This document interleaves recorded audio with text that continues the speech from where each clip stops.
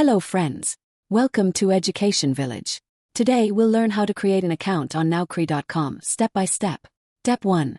Open website. Open Google Chrome or any web browser.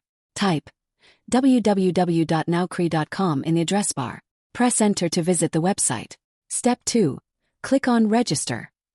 Click on Register at the top right corner of the homepage. Choose I am a fresher if you're a beginner or I am experienced if you have work experience. Step 3.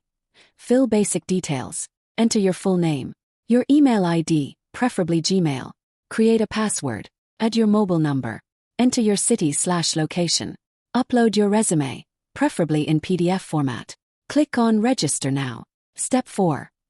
Complete your profile. Fill in your education details. 10th, 12th and graduation. Add your skills like MS Office, communication, sales, etc. Select your preferred job location. Enter your expected salary, optional. Step 5. Turn on job alerts. Enable job alerts to receive job opportunities through your email. Outro. Thumbs up, your nowcre.com account is ready.